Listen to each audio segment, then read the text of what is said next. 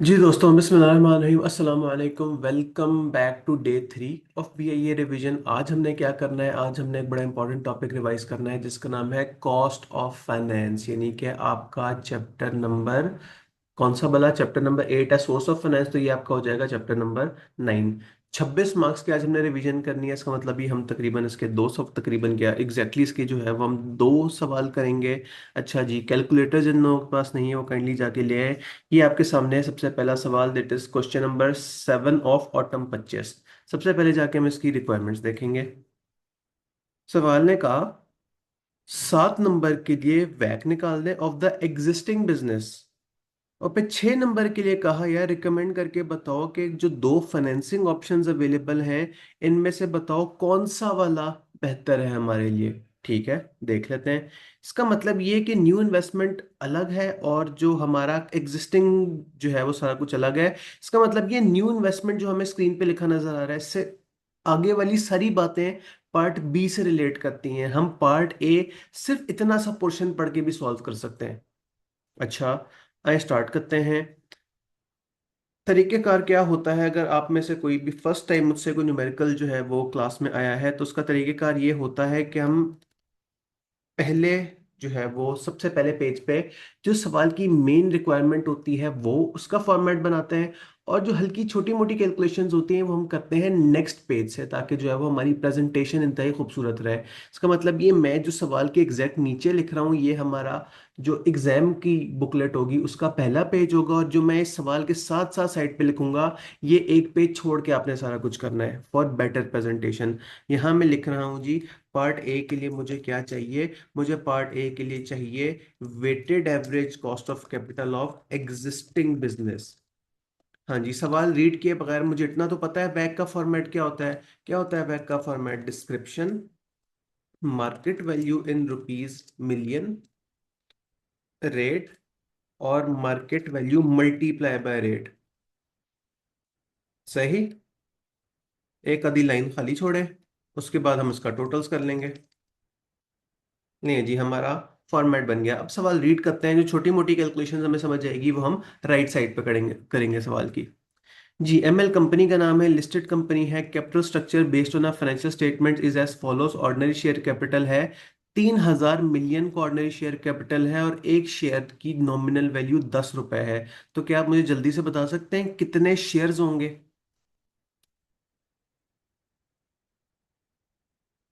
हाँ जी, 3,000 मिलियन का share capital है और 10 रुपए का एक शेयर है, तो कितने नंबर ऑफ शेयर्स होंगे? पहला सवाल। कमेंट्स में आंसर आया 300 मिलियन, बिल्कुल सही। आपने करना सिर्फ इतना सा था कि एक जीरो कम कर देना था। तो जीरो कम तो हम कर लेंगे, ये फॉर्मेटिंग को क्या हो रहा है? नहीं जी, लिख देते हैं working one, number of shares 3,000 million divided by rupees 10। आपके पास आ गए 300 मिलियन शेयर्स। मैं क्यों कैलकुलेट कर रहा हूं नंबर ऑफ शेयर्स? ताकि मैं आगे से पर वैल्यू शेयर से मल्टीप्लाई करके अपनी total market value of equity निकाल सकूं। आगे चलें। 10% कन्वर्टेबल बॉन्ड्स ईच, 100 रुपए ईच। तो कन्वर्टेबल बॉन्ड के केस में हमें जो है वो अक्सर जरूरत नहीं पड़ती नंबर ऑफ बॉन्ड्स की, फिलहाल इसे इग्नोर करते हैं। जी, नेक्स्ट हमारे पास क्या है? एडिशनल मार्केट इन्फॉर्मेशन गिवन है। M L market price at 31 August for the last 3 years is as follows. साथ ही लिखा है 2025 prices cumulative of dividend. A dividend of 4 रुपए पर share has been announced is payable shortly. हाँ जी, याद करें क्या हमने पढ़ा था? अगर कम्युलेटिव ऑफ डिविडेंड प्राइस हो, हमें एक्स डिविडेंड प्राइस चाहिए होती है फॉर्मूलाज के लिए। इसका मतलब ये डिविडेंड की amount come of dividend price amount से जो है वो हम माइनस कर देंगे।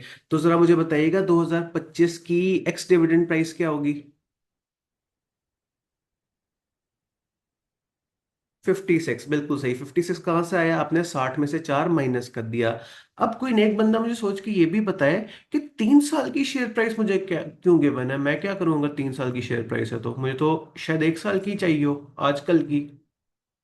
याद है किसी को? एक भाई ने कहा ग्रोथ। बिल्कुल 100% सही कहा उन्होंने, आपको ग्रोथ रेट चाहिए, बिल्कुल सही। आए ग्रोथ रेट निकाल लेते हैं जल्दी से। Working to growth rate.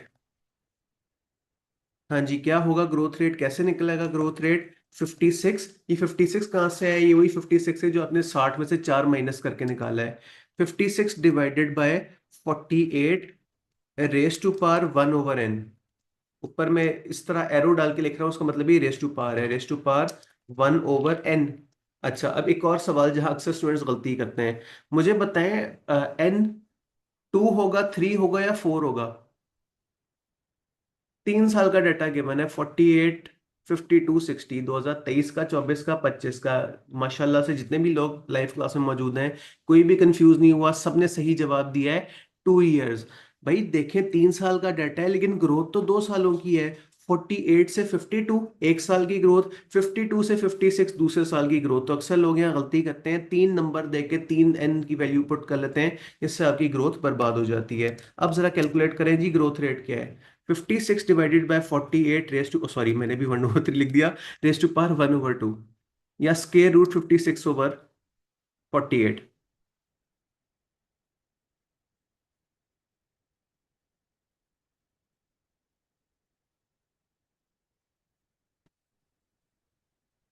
जी दोस्तों, ग्रोथ रेट चाहिए।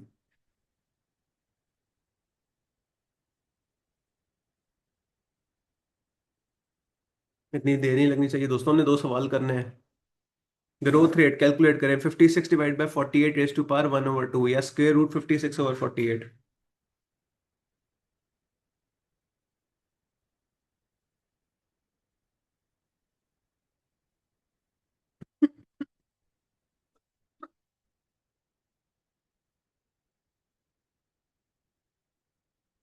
हेलो, क्या आप लोगों के पास कैलकुलेटर नहीं है?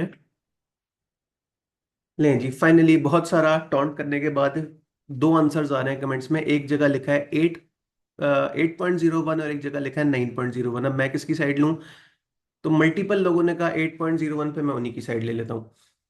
वैसे भी स्क्रीन पे तो आंसर आ ही रहा था, 8.01 ही है ग्रोथ रेट।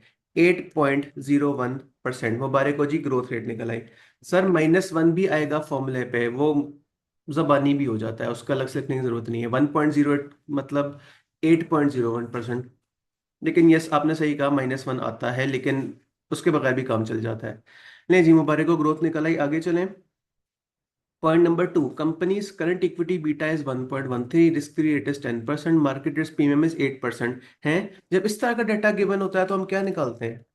जब market rate, return rate given हो, रिस्क फ्री रेट गिवन हो, और बीटा गिवन हो, कौन सी चीज यूज होती है कॉस्ट ऑफ इक्विटी निकालने के लिए? कमेंट्स में आया कैपेम, बिल्कुल सही फरमाया आपने। हम निकाल रहे हैं कैपेम से कॉस्ट ऑफ इक्विटी। कोई नेक बंदा मुझे कैपेम का फॉर्मूला याद कराएगा? कहीं risk free rate plus beta into market premium तो नहीं होता? ये मार्केट प्रीमियम कौन होता है? Market premium is equal to market return minus risk free rate. बिल्कुल सही, तमाम लोग जो क्लास में मौजूद हैं सबको याद था, बहुत अच्छी बात है। स्टिल एक दफा मैं बाकी लोगों के लिए लिख देता हूँ। Cost of equity is equal to risk free rate of return plus beta multiply by market return minus risk free rate of return. इसमें वैल्यूज पुट करते हैं। K is equal to risk free rate, risk free rate कितना है सवाल ने फरमाया? 10%।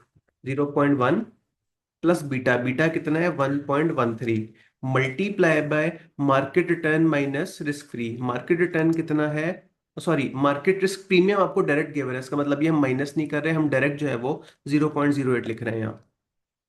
जी दोस्तों, मुझे कॉस्ट ऑफ इक्विटी बताइएगा प्लीज। एक जवाब आया 19.04%। जी, क्या बाकियों का भी यही है?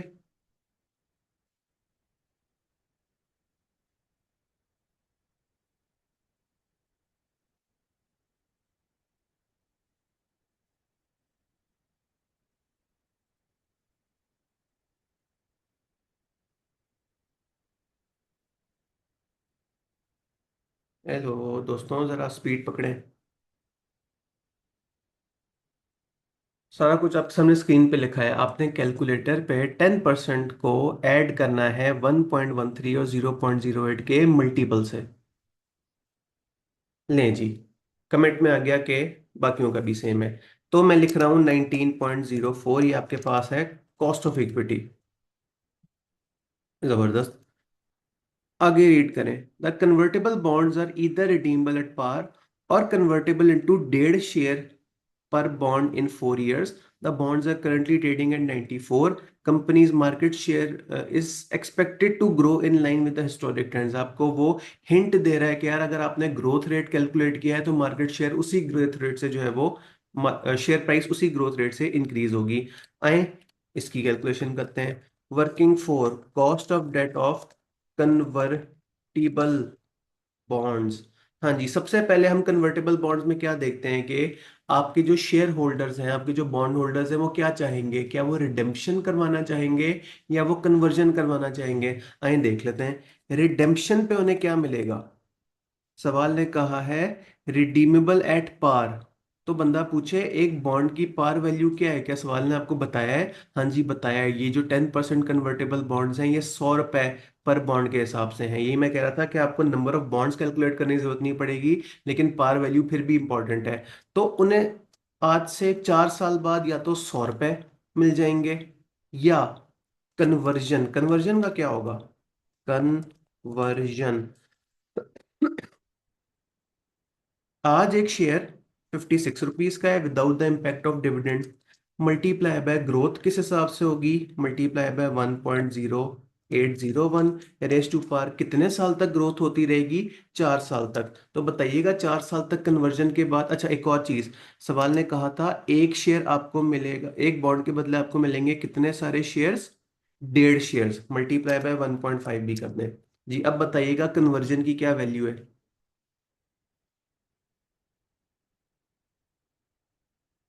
56 multiply by 1.0801 raise to power four. Raise to power four क्यों किया, क्योंकि 4 साल की ग्रोथ है। और 1.5 क्यों मल्टीप्लाई किया, क्योंकि एक बॉन्ड के बदले 1.5 शेयर्स मिलने हैं। हाँ जी कैलकुलेशन कीजिएगा प्लीज।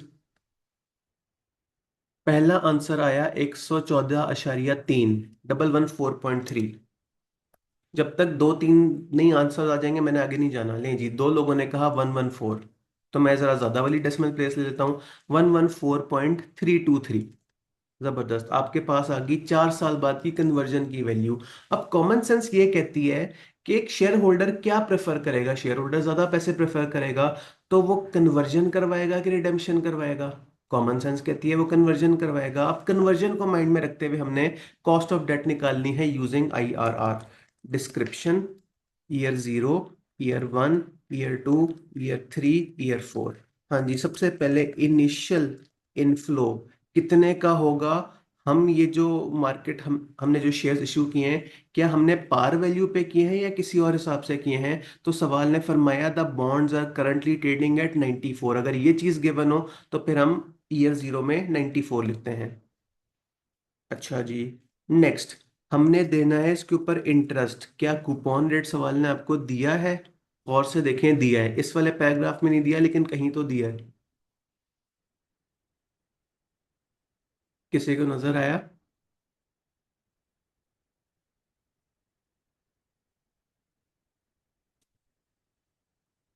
शायद जहां पार वैल्यू लिखी है उसी के आसपास कहीं लिखा हो।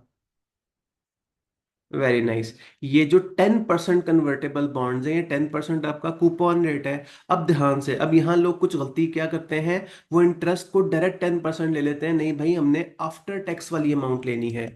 तो 100 रुपए par value multiply by coupon rate 10%, multiply by 1 - tax. Tax rate क्या है, सवाल ने फरमाया applicable tax rate is 35%, multiply by 1 - 0.35, या डायरेक्ट आप 0.65 से भी से मल्टीप्लाई कर सकते हैं, एक ही बात है। जी, एक भाई ने कहा डेट की वजह से टैक्स इफेक्ट है। हाँ जी बिल्कुल ऐसा ही है। आपने बेशक इंटरेस्ट दिया होगा 10 रुपए का, लेकिन उस 10 रुपए के ऊपर आपको 3.5 रुपए की बचत हुई होगी, क्योंकि उस 10 रुपए इंटरेस्ट देने की वजह से आपको 3.5 रुपए टैक्स कम देना पड़ रहा है। इसलिए हम आफ्टर टैक्स इम्पैक्ट लेते हैं इसका। जी प्लीज बताइएगा ये क्या अमाउंट आएगी। आई थिंक 6.5 ही आएगी, लेकिन दिल की तसल्ली कर लें। 6.5, आपने 6.5 इंटरेस्ट देना है 4 सालों तक। फिर चौथे साल में क्या होगा, चौथे साल में होगी कन्वर्जन, जिसकी वैल्यू हम पहले से ही कन्वर्ट निकाल के बैठे हुए हैं। कितनी, 114.323। हाँ जी, देन इसका करें टोटल, -94 एज इट इज आ गया। पहले 2 सालों तक 6.5 एज इट इज आ गया, 6.5 6.5 आखिरी साल में ज़रा टोटल कीजिएगा, 6.5 और 114.323।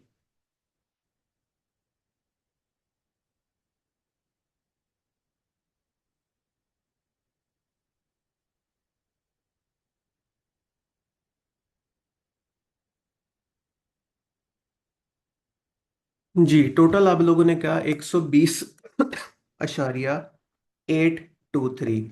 अब ये रेगुलर क्लास होती तो मैं आपसे कहता आपको आईआरआर जैसे आसान लगता है निकालना निकाल लें। अब चूंकि ये एक रिवीजन क्लास है और आई एडमिट के मल्टीपल ऐसे स्टूडेंट्स हैं जो कि फर्स्ट टाइम मुझसे पढ़ रहे हैं, तो एक दफ़ा मैं ओवरव्यू दे दूं।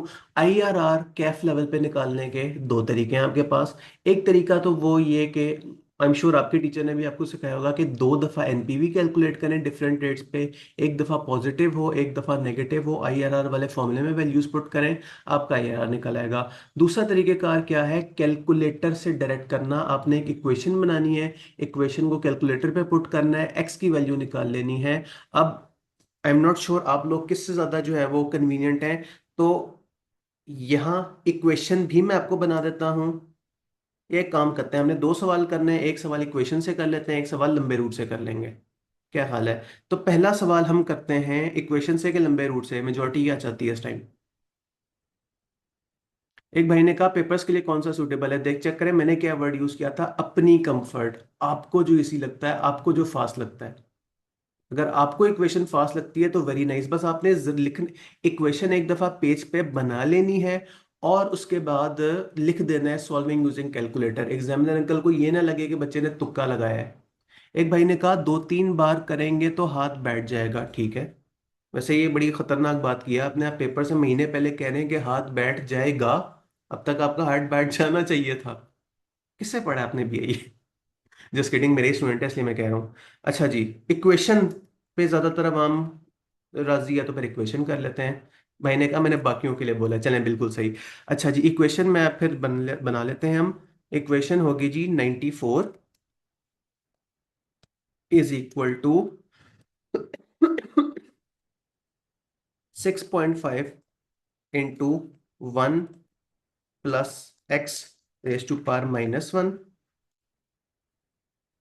प्लस 94, सॉरी 94 कह रहा हूँ, 6.5 into 1 plus x raise to power -2 plus 6.5 into 1 plus x raise to power -3 plus 120.823 raise to power -4। लें जी, तमाम नेक लोगों ने ये इक्वेशन सॉल्व करनी है।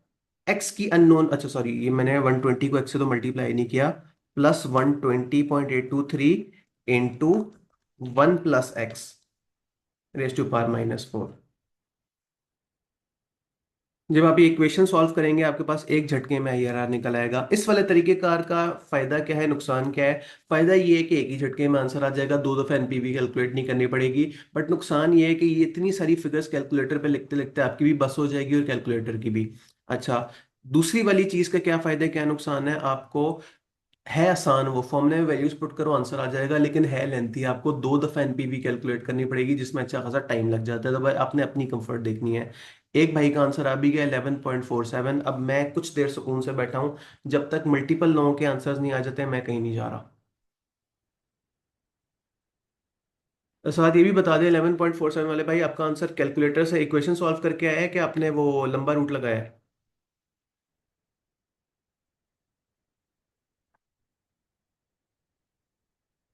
उन्होंने कहा कैलकुलेटर जबरदस्त, का मतलब ये है कि कैलकुलेटर आप सबको अच्छा अच्छी स्पीड से यूज करना आता है। एक और भाई का भी आंसर आ गया 11.47, इसका मतलब ये है कि हम जरा सही जा रहे हैं।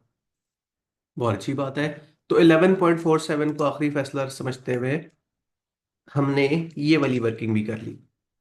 ले जी, सवाल हमने न्यू इन्वेस्टमेंट से पहले पहले सारा कुछ रीड कर लिया। अब मैंने आपको शॉर्टकट क्या बताया था कि न्यू इन्वेस्टमेंट से आगे वाली जो भी बात है वो पार्ट बी के लिए है, पार्ट ए के लिए जितना हमने सामान पढ़ना था पढ़ भी लिया। अब जरा आते हैं अपनी मेन वर्किंग की तरफ। इनमें से कौन कौन सी ऐसी चीज है जो हम एज इट इज लिख सकते हैं? हाँ जी, ऑर्डिनरी शेयर्स। क्या हम ऑर्डिनरी शेयर्स की मार्केट वैल्यू कैलकुलेट कर सकते हैं? हाँ जी कर सकते। हैं कैसे भला। एक शेयर कितने का है आजकल? 56 रुपीज का।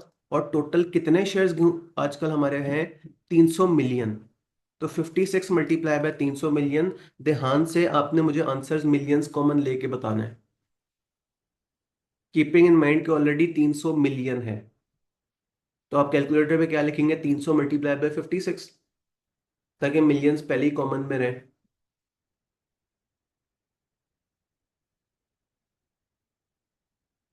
16,800 मिलियन। कोई प्लीज 16.8 ना बोल दे, हम इस टाइम मिलियंस कॉमन लेके चल रहे हैं, बिलियंस नहीं। 16,800। नेक्स्ट, रेट ऑफ जो है वो ऑर्डिनरी शेयर्स के हमने कैलकुलेट कर नहीं लिया था बगैर कहे? हाँ जी कर लिया था। वर्किंग थ्री में कैपेम हमने कैलकुलेट किया था 19.04%। यहाँ लिखे 19.04%, और साथ एहसान भी जताएं कि भाई हमने कैलकुलेट किया था, वर्किंग थ्री में किया था। याद रखिएगा, न्यूमेरिकल क्वेश्चंस में आपने हर चीज का रेफरेंस देना है कि मैंने वर्किंग थ्री में काम। अच्छा, ये 56 भी अकेला लिखा हुआ बड़ा बुरा लग रहा है। सॉरी 56 नहीं, 300 मिलियन। 300 मिलियन के साथ लिखें जी, ये वर्किंग वन से आया था। 56 तो सवाल में गिवन है। अच्छा जी, 16,800 मल्टीप्लाई बाय 0.1904। आप लोगों ने कहा 3198.72। ठीक है। नेक्स्ट हमारे पास क्या है? हमारे पास है जी कन्वर्टेबल बॉन्ड्स। कन्वर्टेबल बॉन्ड्स की मार्केट वैल्यू क्या है? सवाल ने इस बारे में भी कुछ फरमाया था। 94 रुपीज का एक बॉन्ड है। अच्छा, अब इसकी ना एक कैलकुलेशन का एक शॉर्टकट मैं आपको बताता हूँ। एक तरीके का तो ये था ना कि हम पहले निकाले नंबर ऑफ बॉन्ड्स कितने हैं। आए मैं आपको एक ही लाइन में कन्वर्टेबल बॉन्ड्स की कैलकुलेशन सिखाऊं। मिलियंस कॉमन लेके बुक वैल्यू क्या है इनकी? 2000 मिलियन। तो 2000 मिलियन डिवाइडेड बाय एक बॉन्ड कितने का है? 100। मल्टीप्लाई बाय एक बॉन्ड की मार्केट वैल्यू क्या है? 94। डायरेक्ट कैलकुलेटर पे सारा कुछ लिखें, आपके पास आंसर आ जाएगा। मार्केट वैल्यू ऑफ बॉन्ड्स देखिएगा जी, आ रही है। आई रिपीट, मैंने क्या किया? 2000 divided by 100 multiply by 94, par value से डिवाइड करके मार्केट वैल्यू से मल्टीप्लाई कर दें, आपके पास मार्केट वैल्यू निकल आएगी। मल्टीपल लोगों ने कहा 1880, तो फिर 1880 ही होगा। अच्छा जी, क्या हमारे पास कन्वर्टेबल बॉन्ड्स का रेट है? हाँ जी है, हमने बड़ी मेहनत से कैलकुलेट किया था 11.47। कौन सी वर्किंग में किया था? रेफरेंस देना प्लीज ना भूलिएगा। Working number 4, W4। नहीं जी, जल्दी से मल्टीप्लाई कर दें इन दोनों को। 216। हाँ जी, एग्जिस्टिंग सिनेरियो में कोई और आपको सोर्स ऑफ इक्विटी नजर आ रहा है? कोई बॉन्ड्स हो, कोई इरिडीमेबल बॉन्ड्स हो, कोई बोनस शेयर्स हो? बस ये दो ही चीजें थी। सुबहान अल्लाह, इसका मतलब ये हमारा पार्ट ए हो भी गया। इसका आप कर दें टोटल, TOTAL, टोटल 16,800 प्लस 1880। मैंने हिसाब लगाया, बाहर बहुत तेज बारिश हो रही है, लेकिन कोई नहीं, हमें क्या, हम तो BIA की रिवीजन कर रहे हैं। हाँ जी, 18680। ये जो तीस, जी मैं फिलहाल लाहौर में हूँ। 3198.72 प्लस 200, बल्कि से भी एग्जैक्ट कर लेते हैं, 215.64 आप लोगों ने कहा। हाँ जी, इन दोनों को भी ऐड कर लें जल्दी से।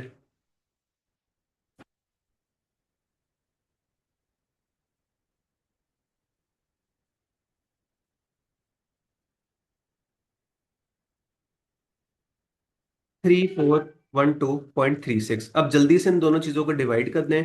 3412.36 डिवाइडेड बाय 18680, आपके पास आ जाएगा WACC वैक। तो वैक मेरे सामने आ रहा है 18.27%, कमेंट्स में आ रहा है 18.28%। थोड़ा बहुत राउंडिंग एरर, इतना तो चलता है। तो हमारा पार्ट ए हो गया। कितने नंबर का था ये पार्ट ए? 7 नंबर का। जी दोस्तों, हमने आधा घंटा लगा के सिर्फ 7 नंबर लिए हैं, लेकिन चले कोई बात नहीं, बीच में हमने इधर उधर की बातें भी की, बीच में हमने IRR के ऊपर भी डिस्कशन की, तो गुड इनफ। जब आप लोग अकेले करेंगे तो मोस्ट लाइकली आप लोगों को इसे 10 से 12 मिनट में कर लेना चाहिए। आई जी पार्ट बी की तरफ। पार्ट बी क्या कह रहा था? Recommend which of the two financing options आपको चूज करना चाहिए। अब मुझे मजबूरन अगला पार्ट भी पढ़ना पड़ेगा। Company plans to expand ready to eat segment requiring finance of 2000 million. Company सोच रही है कि दो ऑल्टरनेट आपके पास स्ट्रेटेजीज हैं। Option number A, convertible bond issue कर दें इन।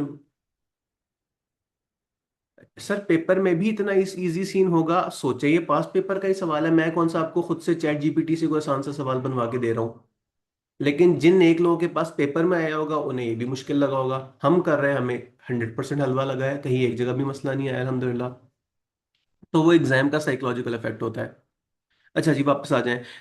Issue new convertible bonds for 2000 million. The coupon rate will be 200 basis points higher than the existing bonds rate. Full stop. ये उसने सवाल ने क्या कह दिया?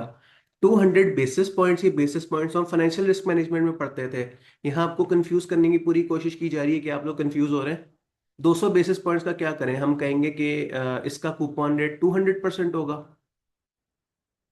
याद करें, फाइनेंशियल रिस्क मैनेजमेंट में क्या पढ़ा था? बेसिस पॉइंट्स होते हैं परसेंटेज के नाम पे। लाइक 200 बेसिस पॉइंट्स का मतलब है 2%। इसका मतलब ये करंट जो आपका कूपन रेट है, करंट कूपन रेट हमारा क्या था? 10%। तो इनका कूपन रेट होगा 12%। आई कैप अगर चाहता तो डायरेक्ट ये भी कह सकता था कि कूपन रेट 12% है, लेकिन नहीं, उसने आप लोगों को छेड़ने की कोशिश की, आप लोग छिड़ गए।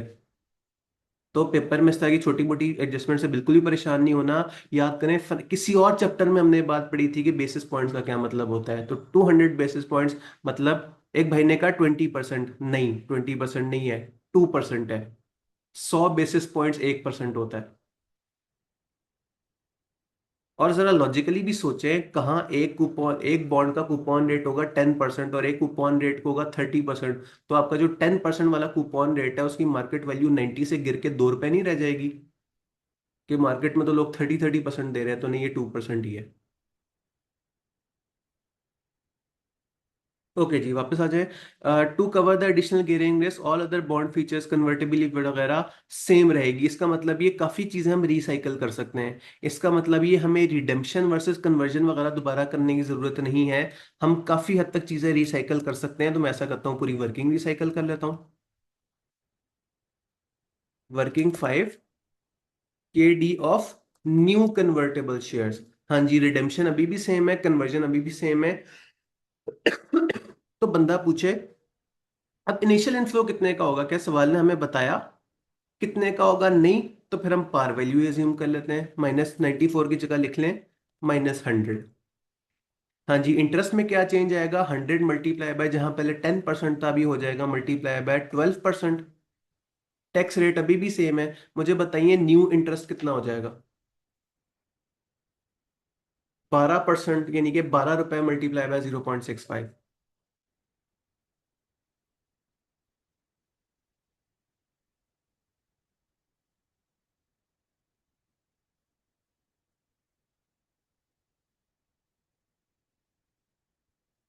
7.8, वेरी नाइस। यहाँ जहां भी 6.5 लिखा था उसे आप चेंज करके कर दें 7.8। 7.8, 7.8 एंड 7.8। अब ऐसे मौके पे जरा जल्दी से देख लें, कहीं नंबर ऑफ ईयर्स तो नहीं चेंज हो रहे, कहीं में ईयर 5 तो नहीं ऐड करना। सवाल ने कहा all other bond features convertibility, par value and 4 year plan. अल्हम्दुलिल्लाह हमें एक साल ऐड नहीं करना। अगर ये C5 4 का सवाल होता तो वह कहता है नया बॉन्ड का बाकी सब कुछ सेम है, लेकिन ये होगा 6 साल बाद रिडीम, और हमें 2 साल की मजीद कैलकुलेशन करनी पड़ती। लेकिन हम इस टाइम कैफ में घूम रहे हैं। अच्छा जी, टोटल्स को अपडेट कर लेते हैं। -94 की जगह हो जाएगा -100। -6.5 की जगह हर जगह हो जाएगा 7.8। इसका जरा जल्दी से टोटल कर लें दोबारा। 7.8 प्लस 114.323।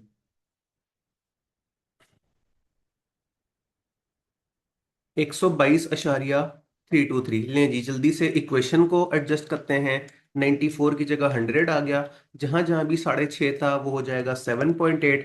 आप लोग इक्वेशन कैलकुलेटर पे इक्वेशन लिखना भी स्टार्ट कर दें, मैं साथ साथ इसे दोबारा से टाइप कर रहा हूँ।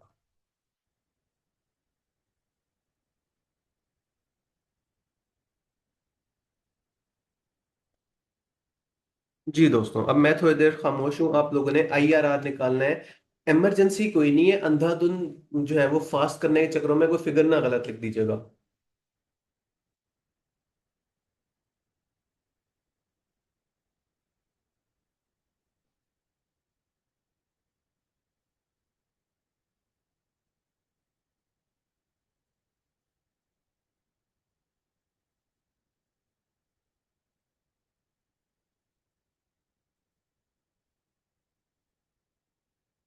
कॉमन सेंस कहती है कि आंसर 11 से थोड़ा सा ज्यादा आएगा।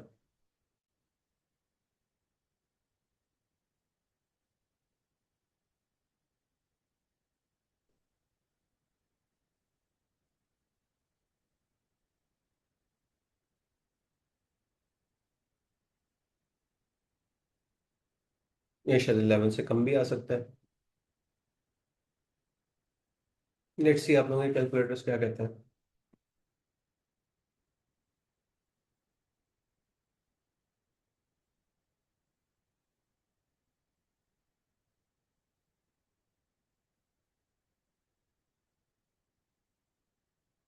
नहीं जी, मल्टीपल लोगों के आंसर्स आ गए। एक ने कहा 10.88, एक ने कहा 10.87। चलें, बड़े करीब करीब आंसर्स हैं, तो पहला वाला चूज कर लेते हैं, 10.88%। हाँ जी, बस इतनी सी बात थी। इसका मतलब ये पार्ट बी की आधी कैलकुलेशन तो हमने कर भी ली।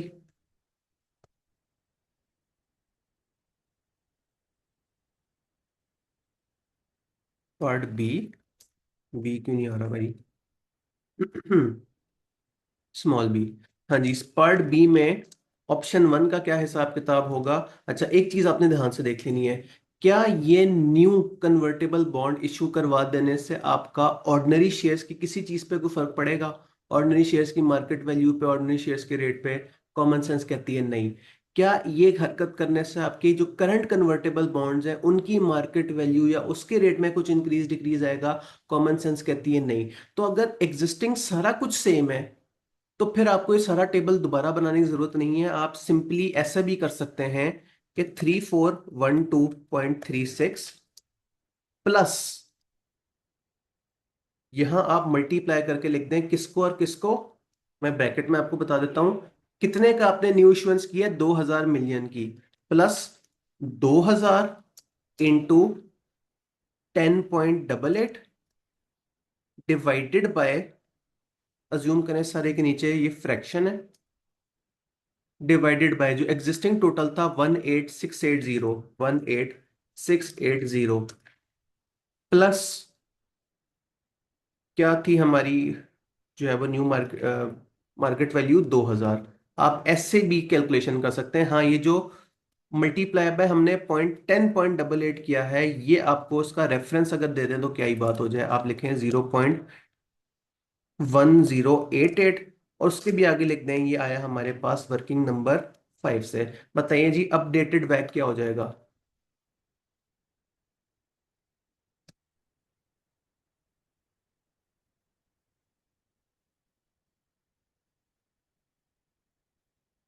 इंक्रीज होगा कि डिक्रीज होगा? पहले तो 18.27 था।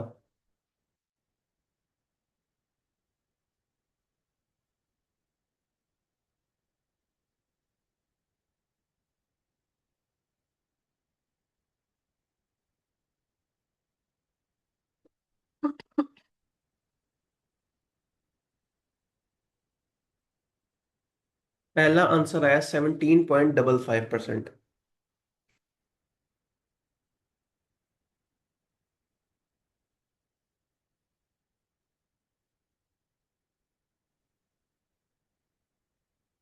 आप लोग कैलकुलेशन जारी रखें, मैं तब तक ऑप्शन बी रीड करता हूं आपके सामने।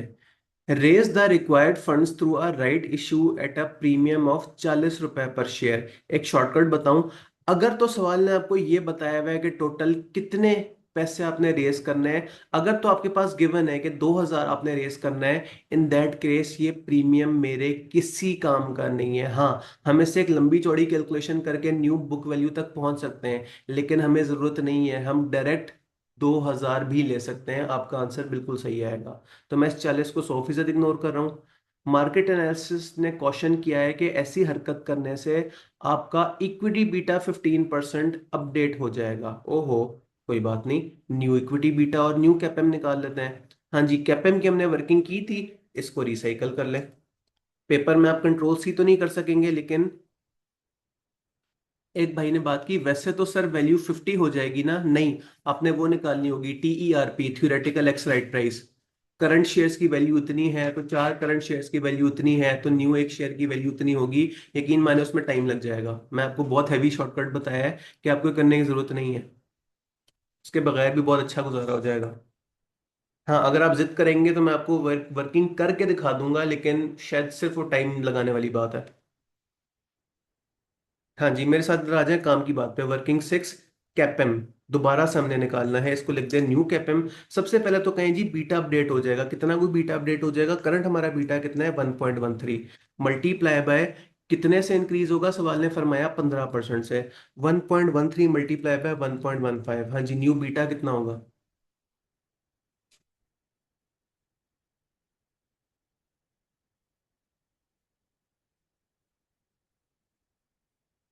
1.29।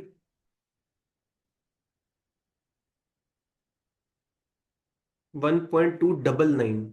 1.3 लें जी, मल्टीपल लोगों ने कहा कि 1.299, 1.3 के करीब है। चलें, मैं बीच वाली फिगर ले लेता हूँ, 1.299 कर लेते हैं सर। अच्छा जी, इसका मतलब ये बाकी सब कुछ सेम रहेगा, बस बीटा अपडेट होना है। यहाँ लिख दें जी 1.299। जल्दी से नया वाला कैपम निकाल दें, जो कि कॉमन सेंस कहती है 100% कन्फर्म 19.4 से ज्यादा ही होगा।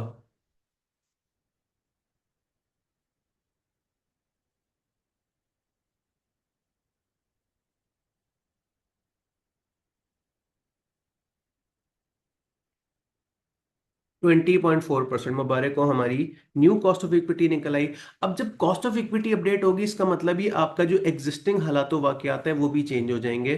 तो यहां जरा दिल की तसल्ली के लिए हम टेबल दोबारा से बना ही लेते हैं। हाँ जी, option to,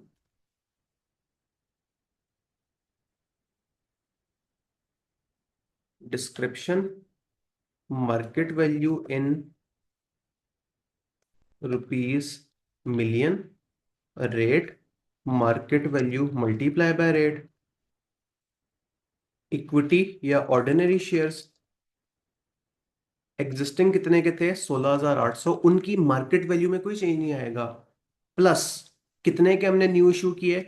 2,000। This is the shortcut. अब यहां मैं वो थियोरेटिकल एक्स राइट प्राइस वाले मसले में नहीं पड़ रहा, मैंने डायरेक्ट 2,000 ऐड कर दिया। 16,800 प्लस 2,000, 18,800।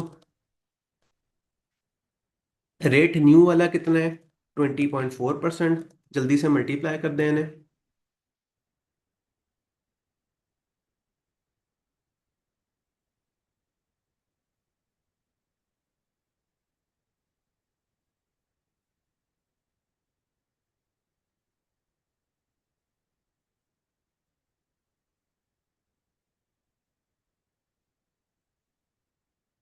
3835.2।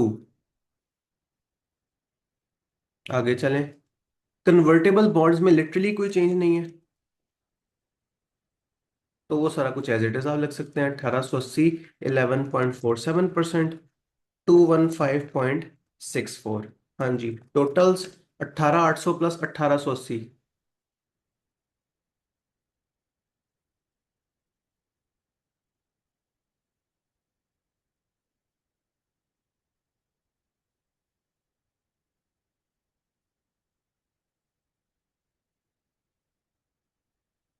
20680। अच्छा जी, in market value multiply by rates को ऐड कर लें। 3835.2 प्लस 215.64।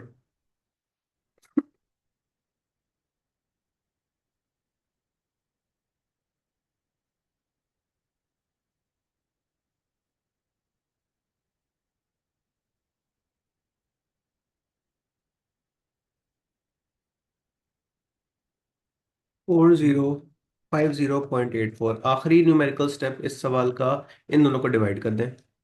4050.84 divided by 20680।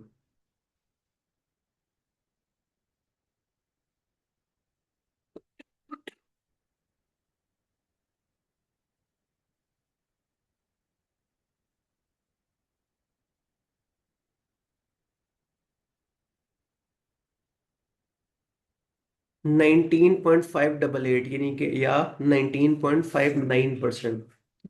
जी, हमारा सवाल न्यूमेरिकली सॉल्व हो गया। देख लें रिक्वायरमेंट दोबारा। क्या सवाल ने आपसे कोई मशवरा मांगा है? Part B, recommend which of the two financing options should company prefer for the new investment. सवाल ने आपसे मशवरा भी मांगा है। हाँ जी, दे मशवरा। क्या मशवरा देंगे आप कंपनी को? ज्यादा वाला बैक अच्छा होता है कि कम वाला बैक अच्छा होता है? कैसे पता लगेगा? हमने फॉर्मूला पढ़ा था कि वैक और मार्केट वैल्यू का इनवर्स रिश्ता होता है, जितना कम वैक उतनी ज्यादा मार्केट वैल्यू। तो कंपनी को अच्छी कम मार्केट वैल्यू पसंद है कि ज्यादा?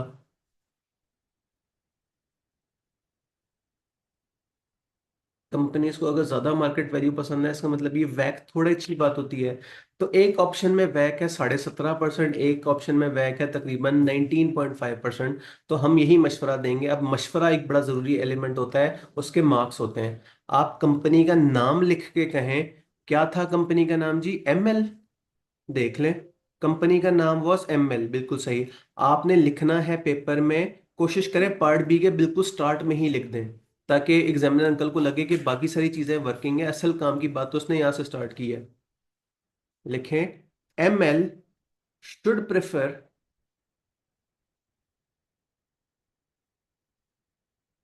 Investing in. ऑप्शन वन में हमने एग्जैक्टली किया क्या था? ऑप्शन वन में हमने न्यू कन्वर्टेबल बॉन्ड इशू किए थे। ML should prefer to issue new convertible bonds as it results in lower WACC of 17.55%। सदाकल्लाहुल अजीम, हमारा सवाल हो गया। आगे उसने कहा था शो नेसेसरी कैलकुलेशन। लें जी, आपके सामने दो अदद नेसेसरी कैलकुलेशन हुई हुई है। जी, हमने आज का पहला सवाल किया, हमें तकरीबन 45 मिनट लग गए, लेकिन चलें कोई बात नहीं, अगर आप लोगों के कॉन्सेप्ट्स बेहतर हो गए तो इतना टाइम लगा लेने में कोई हर्ज नहीं है। किसी इक्वेशन में, किसी कैलकुलेशन में कोई परेशानी है तो प्लीज मुझसे डिस्कस कर लें, नहीं तो फिर मैं आगे चलता हूँ।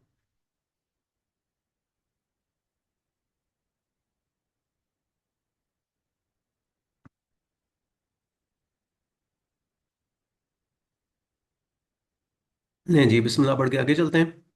क्वेश्चन नंबर 6 ऑफ अटेम्प्ट नहीं लिखी हुई, कंफर्म बात है, दिस विल बी ऑटम 2026। हाँ जी, ऑटम 2026 का सवाल है। क्या चाहता है आपसे ये? सबसे पहले रिक्वायरमेंट देख लें। और सॉरी, स्प्रिंग 26, ऑटम तो अभी आप लोगों ने देनी है, स्प्रिंग 26। हाँ जी। 5 नंबर के लिए सवाल ने कहा करंट बैक निकाल लें। 8 नंबर के लिए सवाल ने कहा कौन सा वाला ऑप्शन चूज करना चाहिए। लिटरली सेम रिक्वायरमेंट पिछले 1 साल से आ रही है, 2 अटेम्प्ट से आ रही है। पहले एग्जिस्टिंग वैक और फिर कुछ ऑप्शंस का वैक, ठीक है। निकाल लेते हैं। देखें, मार्क्स ज्यादा हैं कि उतने ही हैं? पिछले भी सवाल के मार्क्स 13 ही थे, इसके भी 13 हैं, लेकिन इस बार क्या है? इस बार मार्क्स की वेटेज चेंज है। इसका मतलब ये एग्जिस्टिंग वैक इसमें कैलकुलेट करना इजी होगी, लेकिन इसके पार्ट बी में ज्यादा मेहनत करनी पड़ेगी। कमेंट्स में आ रहा है सर ऑटम 26 का सवाल है, प्रैक्टिस करना। बड़ी खतरनाक बात है। नहीं, अल्लाह ना करे आपको कभी ऑटम 26 के सवाल प्रैक्टिस करने पड़े। आमीन। अच्छा जी, आए मेरे साथ सवाल रीड करना स्टार्ट करें। हाँ जी, वंस अगेन हमारा तरीकेकार वही होगा कि जो सवाल की मेन रिक्वायरमेंट है वो हम इधर नीचे करेंगे, और जो छोटी छोटी मोटी वर्किंग्स हैं वो हम करेंगे साइड पे। हाँ जी, part A, description, market value in rupees million, rate, market value multiply by rate, क्योंकि ये चीज़ तो स्टैंडर्ड है। ऐसा सवाल रीड करें। कंपनी का नाम है GBL, लिस्टेड कंपनी है, मैन्युफैक्चर करती है soft drinks, proven track record है, कंसिस्टेंटली पे करती है डिविडेंड्स। पहली लाइन में आपको हिंट मिल गया कि शायद डिविडेंड वैल्यूएशन मॉडल जो है वो मॉडल यूज करना पड़े। कोई बात नहीं, फॉर्मूला तो आप सबको याद होगा। D0 × 1 + G divided by growth के D।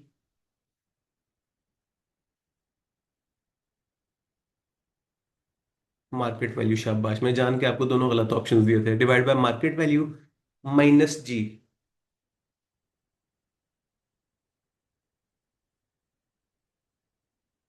शाबाश, प्लस जी। सही सही, आप लोगों को फॉर्मूलाज याद है। अच्छा जी, ऑर्डिनरी शेयर कैपिटल है 10 रुपए ईच शेयर है, और टोटल आपका शेयर कैपिटल 800 मिलियन। बड़ी सिंपल सी कैलकुलेशन, इसका मतलब ये आपके 80 मिलियन शेयर्स होंगे। फिर भी दिल की तसल्ली के लिए यहाँ साइड पे लिख लें, working one, number of ordinary shares 80 million. हाँ जी, आगे पढ़े। 15% इरिडीमेबल। इरिडीमेबल, अब यहाँ ध्यान से, इरिडीमेबल के केस में आपने IRR नहीं निकालनी, सिंपली जो है वो डिवाइड करना है। बस हमें किसी तरह मार्केट वैल्यू मिल जाए इसकी। अच्छा जी, 15% रिडीमेबल प्रेफरेंस शेयर्स है। हाँ जी, एक और प्रेफरेंस शेयर्स के बारे में एक कॉम्प्लिकेशन होती थी जो हमने नॉर्मल शेयर्स के बारे में, ऑर्डिनरी शेयर जो है वो बॉन्ड्स वगैरह के बारे में नहीं करनी होती थी। किसी को याद है? कुछ टैक्स से रिलेटेड बात शायद होती थी, प्रेफरेंस शेयर्स।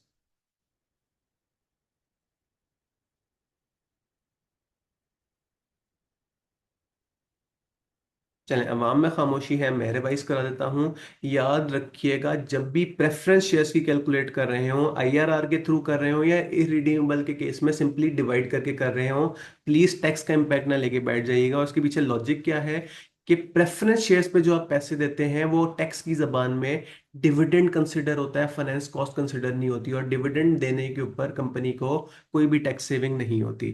जबरदस्त।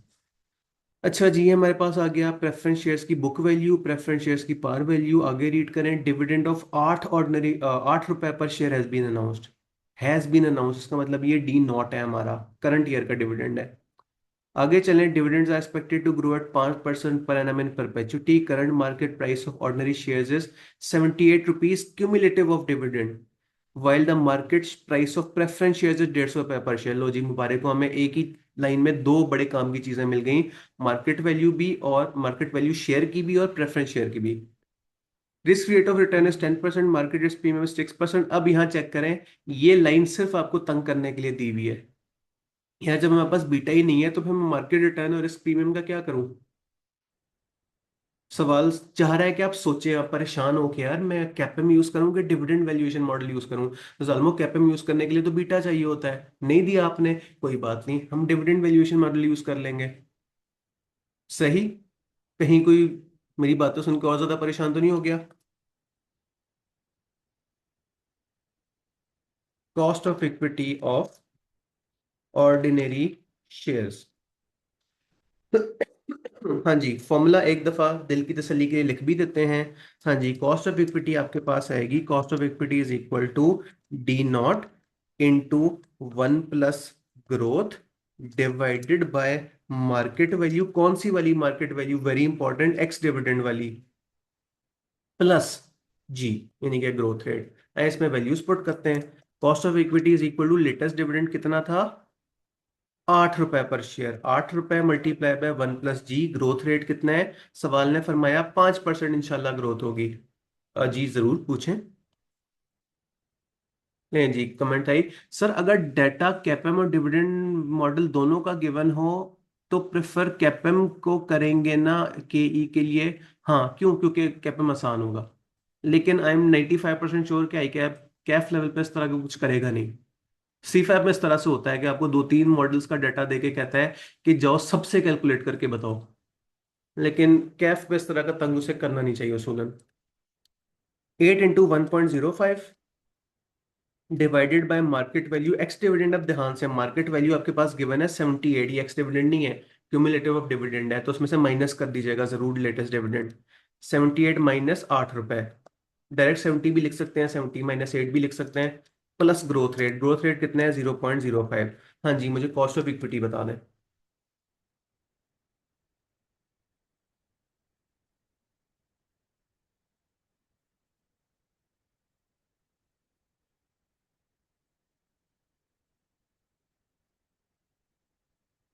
एग्जैक्ट 17%?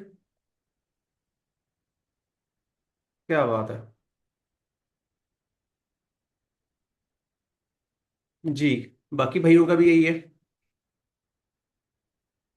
जबरदस्त। अब हम कैलकुलेट करते हैं working 3, cost of debt of preference shares. ध्यान से, प्रेफरेंस शेयर्स इरिडीमेबल है, तो इरिडीमेबल के केस में क्या फॉर्मूला होता है? इंटरेस्ट या dividend divided by market value.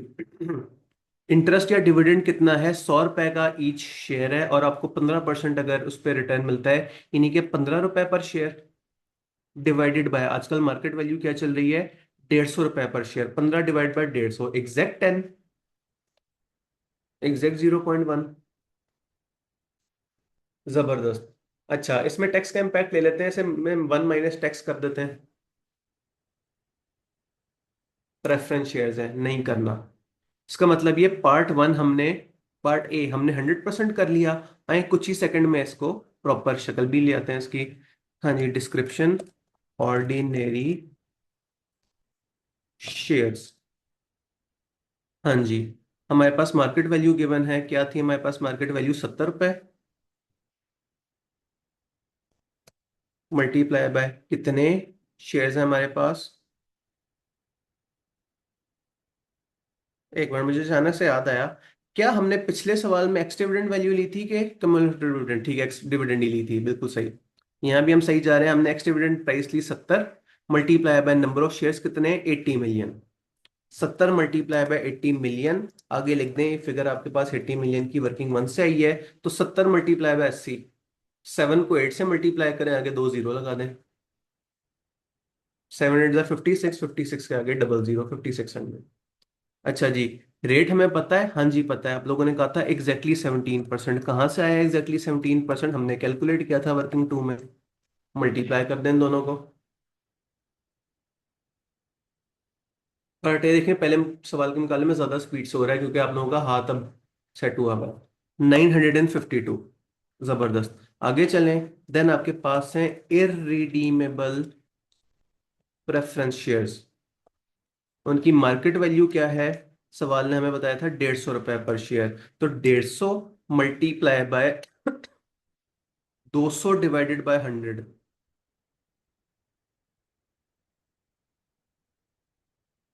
200 कहाँ से आया? Current book value. 100 कहाँ से आया? Par value. 150 कहाँ से आया? Market value. सारा कुछ मल्टीप्लाई डिवाइड करें, देखें क्या निकलेगा। पूरा 300। जबरदस्त। क्या हमारे पास इसका रेट गिवन है? हाँ जी गिवन है, अभी हमने खुद कैलकुलेट किया था। 10%। कहाँ पे? वर्किंग नंबर 3 पे। जल्दी से इन दोनों को मल्टीप्लाई करें, बल्कि आप लोग क्यों मल्टीप्लाई करेंगे? 300 × 10 क्या होता है? 30 पूरा। टोटल कर लें। 5600 प्लस 300, मुझे आपसे पूछने की जरूरत नहीं है, 5900 होगा। 952 + 30 क्या होगा? 982 होगा। बस इन दोनों को डिवाइड आप मुझे कर दें प्लीज।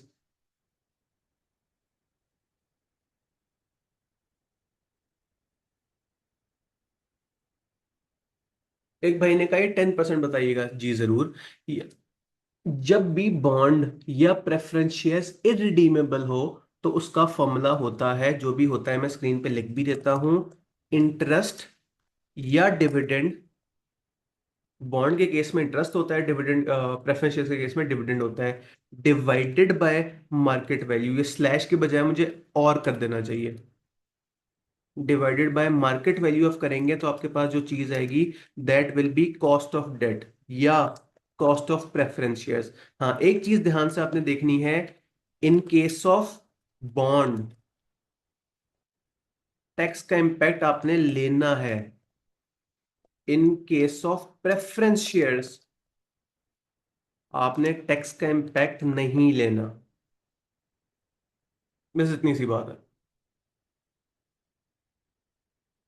वापस आ जाए। हाँ जी। कुछ लोगों ने मुझे वैक कैलकुलेट भी कर दिया। 982 डिवाइड बाय 5900 आप लोगों ने कहा कि होता है 16.644। बिल्कुल सही। मुबारक हो, पार्ट ए हो भी गया 5 नंबर के लिए। शायद ये करने में हमें 10 मिनट भी नहीं लगे, जो कि बहुत अच्छी बात है। पेपर में आपने इससे भी फास्ट करना है इंशाल्लाह। अब आए जी पार्ट बी की तरफ। पार्ट बी में शायद हमें टाइम लगे क्योंकि पार्ट बी की मार्क्स ज्यादा हैं। कोई बात नहीं, कितना को मुश्किल होगा। GBL is considering a new investment to expand its operations. The project is expected to raise the overall business risk above its current level. As the result, the revised equity beta after the undertaking will be estimated to be 1.3। अब बड़ी जरूरी बात, उसने ये बात किसी option A या option B बताने से पहले ही कर दी है। तो मुझे जरा लॉजिकली सोच के बताइए, जो बीटा इंक्रीज होगा, ये ऑप्शन 1 के लिए होगा कि ऑप्शन 2 के लिए?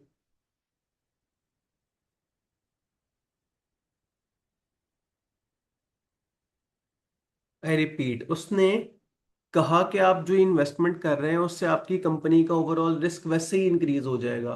तो सवाल मेरा ये है कि ऑप्शन 1 के लिए इंक्रीज होगा आपका कॉस्ट ऑफ इक्विटी या ऑप्शन 2 के लिए? कमेंट्स में चल रहा है 2, 3 लोगों ने मिलके कहा 2। तो ऑलमोस्ट सबके लिए होगा, दोनों के लिए होगा। इन्वेस्टमेंट लोन लेके करो, राइट्स इशू करके करो या बॉन्ड्स इशू करके करो, आपका जब कंपनी का रिस्क प्रोफाइल इंक्रीज हो रहा है तो आपका कॉस्ट ऑफ इक्विटी हर जगह इंक्रीज होगी। मैं सुनना चाह रहा था बोथ, लेकिन आप लोग जो है वो ऑप्शन टू आप लोगों को बेहतर लगा, चले कोई नहीं, अब मैंने आपका कॉन्सेप्ट क्लियर कर दिया। हाँ, अगर यहाँ लिखा होता है इन ऑप्शन वन राइट इशू करने की वजह से आपकी कंपनी की रिस्क प्रोफाइल इंक्रीज हो रही है, तब मैं कहता हाँ जी ऑप्शन वन का बीटा इंक्रीज होगा। अगर यहाँ इसके साथ लिखा होता है कि रिडीमेबल प्रेफरेंस शेयर्स इशू करने की वजह से आपका इंक्रीज हो रहा है, तो मैं कहता हूँ वो सिर्फ ऑप्शन टू के लिए हो रहा है। अगर वो जनरल बात है तो फिर वो सब पे अप्लाई होगी। कीपिंग दिस इन माइंड, जरा दोनों केसेस के लिए working for new cost of equity. ले जी, अब आप थोड़ी देर पहले आपने एक सवाल पूछा था, अब हमारे पास अगर दोनों तरह का डाटा गिवन हो, कॉस्ट ऑफ इक्विटी कैपेम का भी और डिविडेंड वैल्यूएशन मॉडल का भी, तो क्या करेंगे। तो ध्यान से, अब ये जो हमने काम किया है, जो हमने नई इन्वेस्टमेंट की है, इससे हमारा बीटा इंक्रीज हुआ है। इसका मतलब ये पहले अगर हमारे पास बीटा गिवन भी होता तो अब वो इररेलेवेंट है, हमें अब न्यू सिचुएशन के हिसाब से गुजारा करना है। तो अब शायद न्यू सिचुएशन के हिसाब से जो पुराना डाटा गिवन था डिविडेंड का और ये मार्केट वैल्यू का, शायद वो अब एक्सपायर हो गया है, आउट ऑफ डेट हो गया है, तो अब हमने लेटेस्ट डाटा यूज करना है। तो लेटेस्ट अब क्या है हमारे पास, कैपेम मॉडल। हाँ जी, न्यू कॉस्ट ऑफ इक्विटी आपके पास अब क्या निकलेगी, cost of equity is equal to risk free rate. हाँ जी, जिस सेंटेंस को मैं थोड़ी देर पहले हंसी मजाक में उड़ा दिया था कि यार ये पता नहीं क्यों गिवन है, अब हमारे पास वाकई से यूज हो गई। रिस्क फ्री, हाँ, कमेंट में एक अच्छा सवाल आया, क्या आर एम और आर एफ वही यूज होगा। अगर तो सवाल ने हमें न्यू अलग से दिया है फिर तो न्यू वाला यूज होगा, अगर न्यू नहीं गिवन इसका मतलब ये पुराना वाला ही वैलिड होगा। तो अलग से सवाल ने हमें इस तरह की कोई बात की नहीं की, कोई बात नहीं, ऊपर वाला यूज कर ले। Risk free rate 10% plus beta, beta अब नया वाला क्या है आपका 1.3, multiply by market risk premium, direct आपके पास गिवन है 6%। हाँ जी, ये सारा कुछ प्लस माइनस मल्टीप्लाई डिवाइड कर लें, आपके पास आ जाएगी न्यू कॉस्ट ऑफ इक्विटी। आप लोगों ने कहा new cost of equity is 17.8%। जबरदस्त। आगे बढ़ते हैं। तो फाइनेंशियल प्रोजेक्ट मैनेजमेंट सोच रही है कि दो ऑल्टरनेटिव फाइनेंसिंग ऑप्शन सोचेंगे, ठीक है सोच लेते हैं। अब one for four right issue of the ordinary shares at a premium of 40 रुपए पर शेयर। वंस अगेन, हमें शॉर्टकट एक पता है, हमें TERP लगाने की जरूरत नहीं है, हमें पहले ही पता है कि टोटल जो इन्वेस्टमेंट करनी है वो कितने की करनी है। क्या सवाल ने आपको शुरू में बताया कितने की करनी है, ना करें। अगर नहीं बताया तो फिर तो जो है वो हमारा, हमें थोड़ी सी मेहनत करनी पड़ सकती है। देखिएगा जी, क्या सवाल ने हमें बताया है कितने रुपीस की इन्वेस्टमेंट करनी है।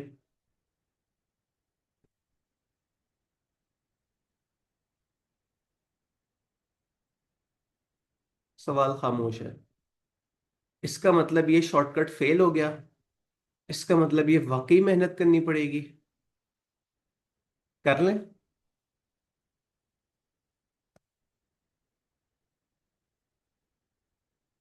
आजकल हमारे पास कितने शेयर हैं। एक भाई ने कहा एग्जिस्टिंग इक्विटी से लिंक है, हाँ उसी के ऊपर जो है वो हमने यूज करना है। हमारे पास एग्जिस्टिंग शेयर्स हैं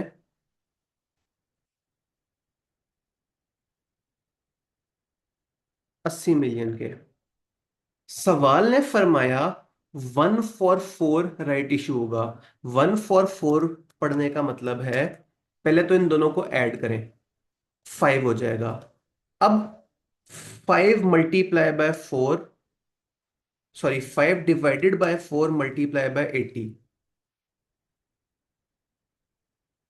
बताइएगा आपके पास न्यू शेयर कैपिटल कितना हो जाएगा, न्यू नंबर ऑफ शेयर्स कितने हो जाएंगे। 100। जबरदस्त। 100 आपके पास शेयर्स हो जाएंगे तो फिर, और एग्जिस्टिंग आपके पास शेयर्स थे 80 मिलियन, तो फिर न्यू शेयर्स कितने होंगे 20। अच्छा, इसे कैलकुलेट करने का एक दूसरा तरीका भी हो सकता था। आप 1 डिवाइडेड बाय 5 भी कर सकते थे, लेकिन वो थोड़ा सा जो है वो ज्यादा ट्रिकी हो जाता। ये ज्यादा आसान है कि आपने एग्जिस्टिंग को 1+4 करके 5/4 किया, तो इससे आपके पास न्यू शेयर्स भी आ गए और आफ्टर इश्योरेंस वाली इक्विटी भी एक ही झटके में आ गई। अब अगली बात, सवाल ने आपको एग्जैक्टली बताया क्या है, at a share premium of 40 रुपए पर शेयर। हाँ जी, शेयर प्रीमियम 40 रुपए का है। एक भाई ने कहा 1/4 of the existing would be 200 million, तो ये सही नहीं है। वापस चलें सवाल की तरफ। आपने कहा, एक मिनट, आपने कहा 200 मिलियन। भाई आप शेयर कैपिटल की बात कर रहे हो, मैं नंबर ऑफ शेयर्स की बात कर रहा हूं।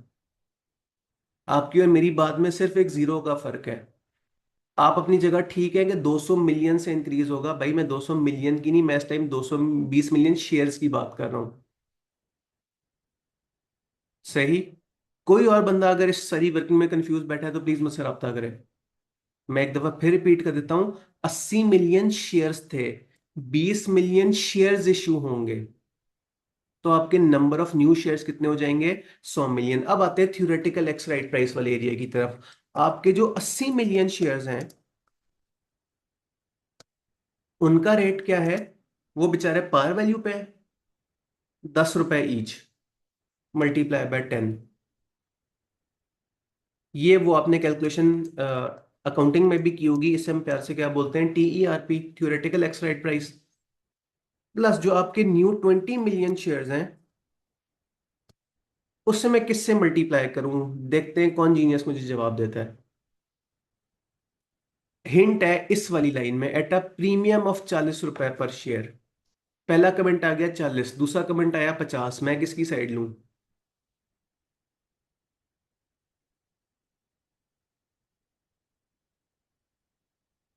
50 इज द राइट आंसर। दोस्तों 40 रुपए प्रीमियम है। तो क्या कभी शेयर सिर्फ प्रीमियम पे इशू होता है? आपने अकाउंटिंग इतने सारे सवाल किए होंगे शेयर प्रीमियम वाले। सवाल आपसे इस तरह की बात करता होगा कि भाई हम 120 रुपए का शेयर इशू कर रहे हैं, उसमें 20 रुपए प्रीमियम है। तो इसका मतलब ये होता है ना कि 100 रुपए पार वैल्यू, ऊपर 20 वाला प्रीमियम है। तो यहाँ पार वैल्यू किधर गई? आप ये न्यू शेयर इशू कर रहे हैं 50 का। हाँ जी। डिवाइडेड बाय, अब आपके पास टोटल कितने शेयर है? 100 मिलियन के। इस सारे को डिवाइड कर दे, मल्टीप्लाई डिवाइड सारा कुछ कर दे, देखते हैं आंसर क्या आता है।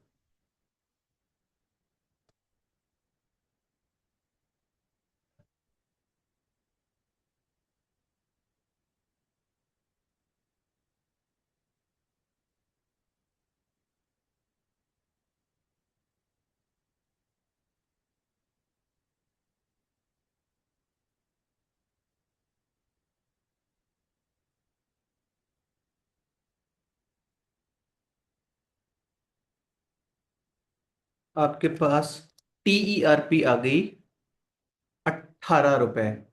एक दफा फिर देख लें, अगर कोई कंफ्यूज बैठा है प्लीज मुझसे रब्ता करें।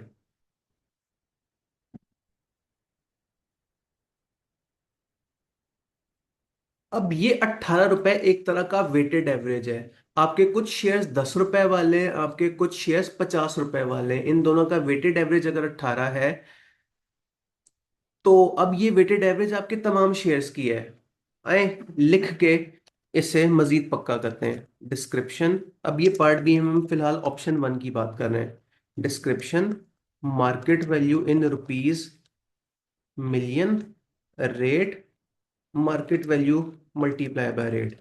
हाँ जी, सबसे पहले बात करते हैं ऑर्डिनरी शेयर्स की। अब आपके पास कितने नंबर ऑफ शेयर्स हैं? 100। कैसे पता लगा? वर्किंग 5 में हमने बड़ी मेहनत से कैलकुलेट किया है। 100 वर्किंग 5 से आया, मल्टीप्लाई बाय एक शेयर की वेटेड एवरेज प्राइस क्या है? 18 रुपए।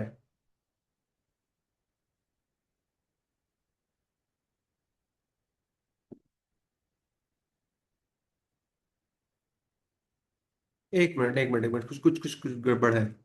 पहले हमारी मार्केट वैल्यू 70 हुआ करती थी, एक दफा फिर देखिएगा क्या ये वाकई 18 ही है?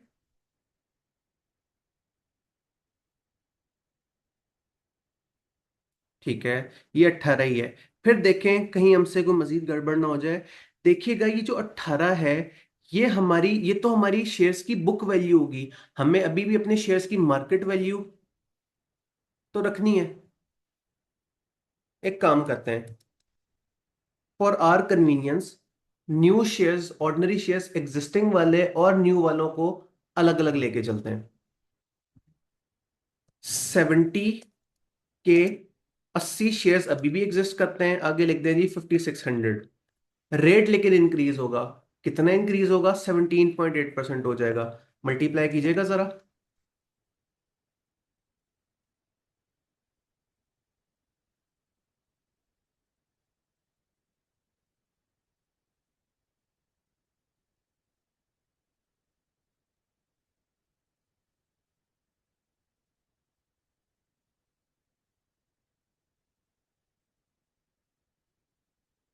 996.8। अब अपनी आसानी के लिए new right shares, new right shares कितने हैं? 20 मिलियन, मल्टीप्लाई बाय उनकी मार्केट वैल्यू क्या होगी?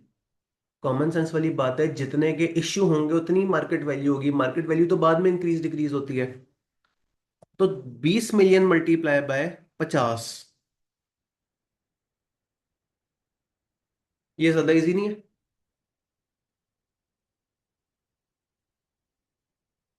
यस। तो 20 इंटू 50 क्या होता है? वंस अगेन, शायद कोई बहुत मुश्किल बात नहीं है, 2 5 10 और 10 के आगे दो जीरोस लगा दें, पूरा 1000 हो जाएगा। हाँ जी, इसका रेट क्या है? रेट तो पूरी इक्विटी का सेम रहेगा, मल्टीप्लाई बाय 17.8%। हाँ जी, दोनों को मल्टीप्लाई करें, कॉमन सेंस कहती है आंसर आएगा 178। फिर तीसरी चीज, इरिडीमेबल प्रेफरेंस शेयर्स, उन्हें तो किसी ने नहीं छेड़ा, तो वो जो पहले थे वही रहेंगे। 300, 10% और 30, टोटल कर ले, डिवाइड कर ले।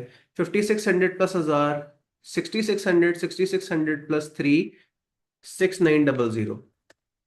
बाकियों को ऐड कीजिएगा प्लीज।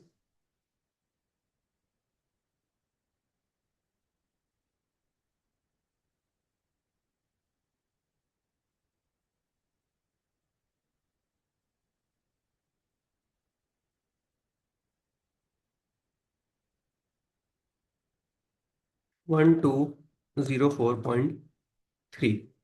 ले जी, एक भाई ने वैक भी निकाल दिया। चलें डिवाइड कर लें बाकी लोग, 1204.3 डिवाइडेड बाय 6900।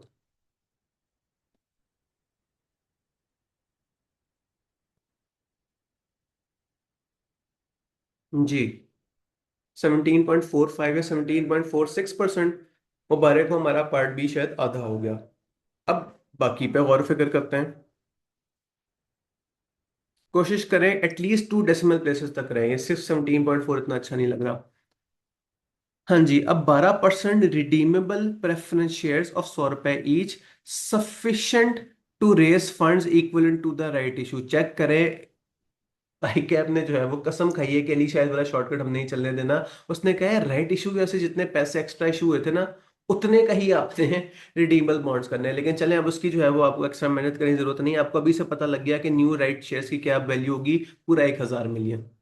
तो उसके ऊपर अब हमने परेशान नहीं होना, 1000 मिलियन के हम प्रेफरेंस जो है वो रिडीमेबल प्रेफरेंस शेयर्स भी इशू कर सकते हैं, 100 रुपए each, equivalent to the right issue. Shares will be redeemed after 4 years at a 20% premium. ऐसा हो सकता है हम पूरा आई कैप का सवाल करें, कॉस्ट ऑफ फाइनेंस का, और सवाल हमसे आईआरआर कैलकुलेट ना करवाए? बिल्कुल भी नहीं। जाते जाते वो कह रहा है यार एक दफा और आईआरआर कैलकुलेट कर दो। वर्किंग 6। डिस्क्रिप्शन, कितने साल की स्कीम है? 4 साल की। Very nice. लिखें जी description, year 0, year 1, year 2, year 3, year 4, that's it. हाँ जी, इनिशियल इनफ्लो। अच्छा, ध्यान से, डायरेक्ट 1000 भी हम लिख सकते हैं, और हम ये भी अज्यूम कर सकते हैं कि एक बॉन्ड की वैल्यू क्या है।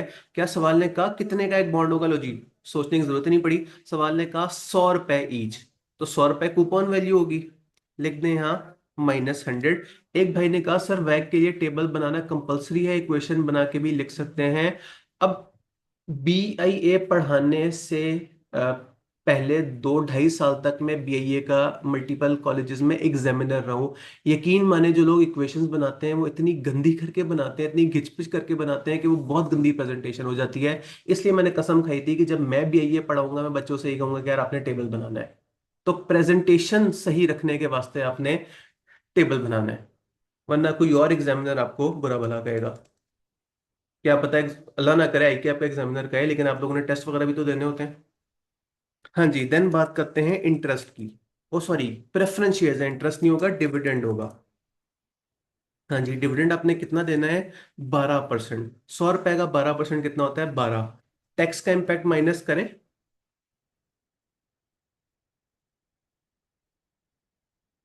नहीं, प्रेफरेंस शेयर्स हैं, बिल्कुल सही पहचान लिया आपने, ट्रैक।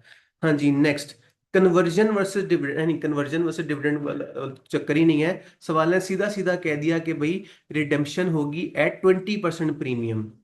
रिडेम्पशन 20% प्रीमियम का मतलब अगर 100 रुपए का इशू किया तो 120 रुपए आपको वापस मिलेंगे। Very nice.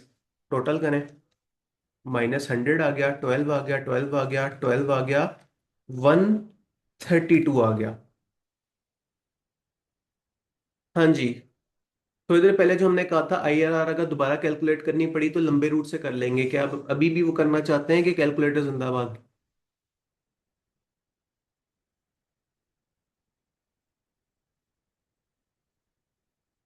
भाई ने एक बड़ी गहरी बात की, क्या इनिशियल इनफ्लो 100 पॉजिटिव नहीं होगा?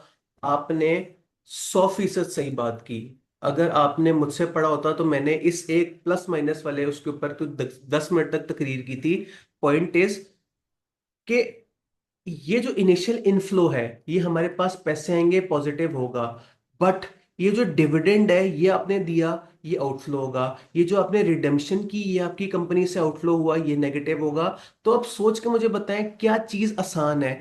आप 100 के साथ पॉजिटिव लिख के बाकी हर चीज के साथ -12 -12 -12 -12 180 -120 करें, या एक ही दफा ऑपोजिट साइन कर दें।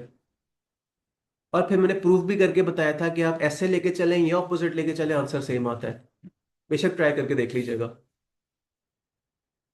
तो इन शॉर्ट ये कि थ्योरेटिकली आपने बिल्कुल सही कहा कि इनिशियल इनफ्लो चूंकि इनफ्लो है, इसे पॉजिटिव होना चाहिए था। डिविडेंड चूंकि आउटफ्लो है और रिडेम्पशन चूंकि आउटफ्लो है, इसलिए नेगेटिव होना चाहिए था। But just for the sake of our convenience कि हम 6-7 दफा माइनस लिखें, उससे अच्छा है कि हम एक दफा माइनस लिख के बाकी सारे को पॉजिटिव कर लें। हाँ जी, वापस चले। अब क्या मूड है आप लोगों का, कैलकुलेटर के लंबा रूट?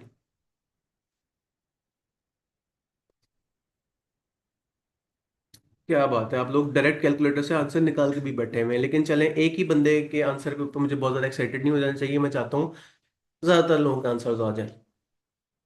जी दोस्तों, मुझे आईआरआर चाहिए। स्टिल अगर कोई परेशान बैठा है, मैं उसके लिए तब तक इक्वेशन बनाने की कोशिश करता हूँ। 100 = 12 × 1 + x⁻⁻⁻⁻, plus 12 × 1 + x⁻² plus 12 × 1 + x⁻³ plus 132 × 1 + x⁻⁻⁴। जी दोस्तों, बाकियों का आंसर अभी तक नहीं आया। प्लीज जल्दी से आप लोग भी निकाल लें।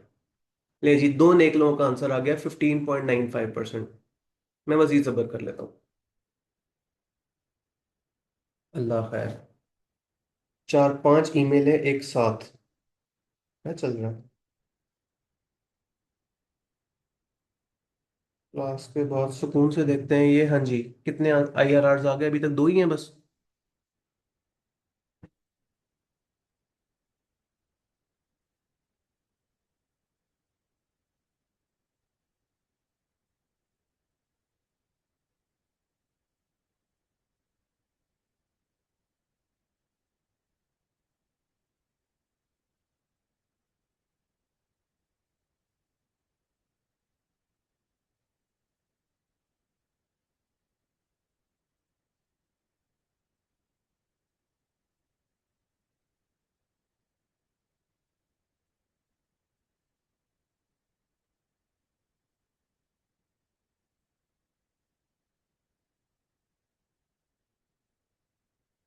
हाँ जी, इनके अलावा और कोई कैलकुलेट नहीं कर रहा, चले फिर मजबूरन यही यूज कर लेते हैं। ले जी, तीसरा आंसर आ गया मेरे ख्याल में। तीन एक अच्छा नंबर है। हाँ जी, ऑप्शन 2 के ऊपर बात करते हैं। अब जरा देखिएगा, जरा सोचिएगा क्या क्या चीजें चेंज होंगी, क्या क्या चीजें सेम रहेंगी। ऑर्डिनरी शेयर्स के केस में आपका कॉस्ट ऑफ इक्विटी इंक्रीज होगी। हाँ जी होगी। उसके ऊपर ऑलरेडी हमने काफी लंबी तकरीर कर ली कि देखें ये चीज जो इंक्रीज इन रिस्क फैक्टर वाली बात है वो दोनों चीजों के लिए कॉमन है। इसका मतलब ये, इंस्टेड ऑफ कि हम ऑर्डिनरी शेयर्स वाली वैल्यू पार्ट ए से उठाएं, हमने ऑर्डिनरी शेयर्स वाली वैल्यू ऑप्शन 1 से उठानी है।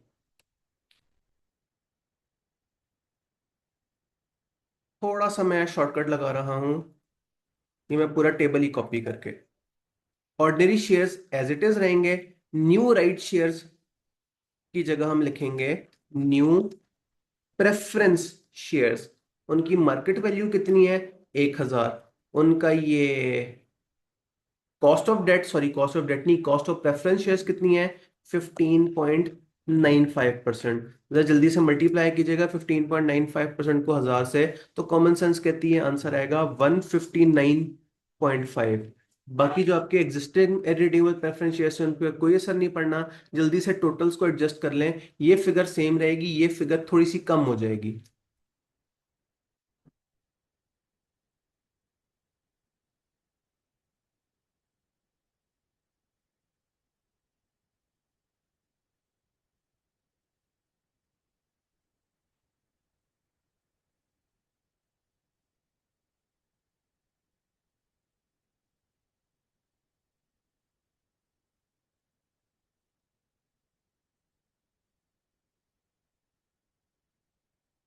जी दोस्तों, M V multiply by rate को ऐड करना है।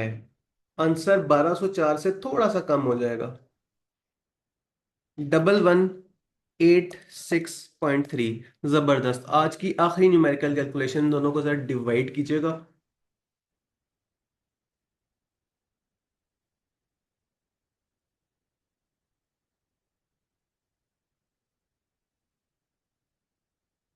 17.1927, तो 17.193 कर लें इसे। हाँ जी, क्या सवाल ना चेक करें कितने करीब करीब के आंसर्स हैं। 17.45, 17.193। क्या सवाल ने आपसे मशवरा मांगा है? हाँ जी मांगा है, रिकमेंड करें तो जी रिकमेंड करना ना भूलिएगा। कंपनी का नाम लिखें, GBL शुड चूज टू। अब आपने सवाल में wording option one option two नहीं लिखनी, आपने बताना है ऑप्शन वन ऑप्शन टू में हो क्या रहा है। हम भी कौन सस्ता है? 17.45%, 17.19%। ऑप्शन टू सस्ता है। आप कहें GLB should choose to issue new preference shares because it results in the lower WACC of 17.193%। And that's it. आज की जो हमारी स्केड्यूल्ड प्रैक्टिस थी, जो प्लान्ड प्रैक्टिस थी, वो पूरी हो गई। अभी भी कॉस्ट ऑफ फाइनेंस में कोई एडजस्टमेंट जो आप लोगों को तंग करती हुई, या कोई ऐसा खास कॉन्सेप्ट जो कि डिस्कस करना हो, तो मैं अगले आधे घंटे तक हाजिर हूँ।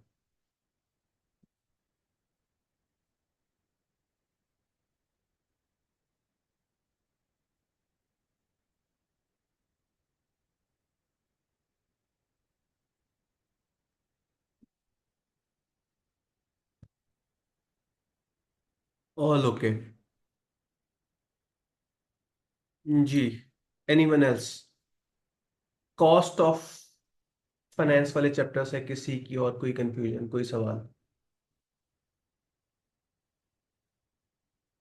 ये जी कमेंट आया। सर न्यू इन्वेस्टमेंट होती पिछले डाटा यूज, मुझे समझ नहीं आया, मैं दोबारा रीड करता हूँ। सर न्यू इन्वेस्टमेंट होती पिछले डाटा यूज करना है, अगर न्यू प्रोजेक्ट होता सारा न्यू ही यूज करेंगे। अगर न्यू प्रोजेक्ट होता सारा ही यूज करेंगे, आप शायद ये कहना चाह रहे हैं कि अगर इस सवाल में गिवन होता कि हमने एक नया प्रोजेक्ट लगाना है जो कि 2,000 मिलियन का है, तो क्या हम सारा यूज करेंगे? यस। हम market value of preference shares भी 2,000 लेते, और मार्केट वैल्यू ऑफ ये जो हमने न्यू राइट इश्यूज किए हैं वो भी 2,000 लेते हैं। वो तो इस सवाल में चूंकि नहीं गिवन था, इसलिए हमें जो है वो थोड़ी सी एक लंबी कैलकुलेशन करनी पड़ी। और TERP मैंने एमई जो है वो जज्बाती होकर निकाल दिया। वो तो अकाउंटिंग में आपको चाहिए होता है, हम तो इस टाइम मार्केट वैल्यू यूज कर रहे हैं।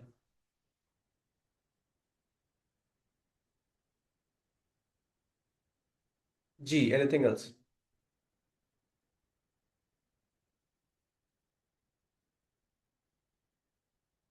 खामोशी? All good. जी, एनीवन एल्स? वो लोग जो पूरा लेक्चर खामोश रहे हैं, वो अगर एंड पे जाके बोलना चाहें तो। एक और सवाल आया। सर इस टॉपिक के एटलीस्ट कितने प्रैक्टिस क्वेश्चन कर लेने चाहिए? ये एक बड़ा जो है वो ट्रिकी सा सवाल है। बंदे बंदे पे डिपेंड करता है। कुछ लोग 2 सवाल करके उनके कॉन्सेप्ट 100% हो जाते हैं, और कुछ सवाल 6 7 8 सवाल करके भी कहते हैं सर मजा नहीं आया, अगर और सवाल मिल जाते तो देखें कि कितने सवाल करके आपको दिल में फीलिंग आ गई कि यार अभी टॉपिक मुझे आता है। लाइक आई सेड, वो हर बंदे के लिए डिफरेंट है। दिल की तसल्ली is the most important concept. आपने अगर एक सवाल कर लिया और वो 95% ठीक है, बस छोटी मोटी कैलकुलेशन एरर हो गई, ठीक है, इसका मतलब ये आपकी तैयारी पूरी होगी, अगले टॉपिक पे चले।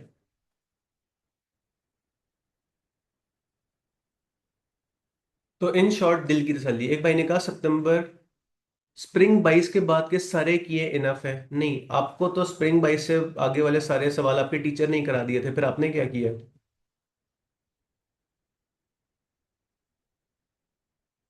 आप ये कहना चाह रहे हैं कि आपने खुद से भी किए हैं?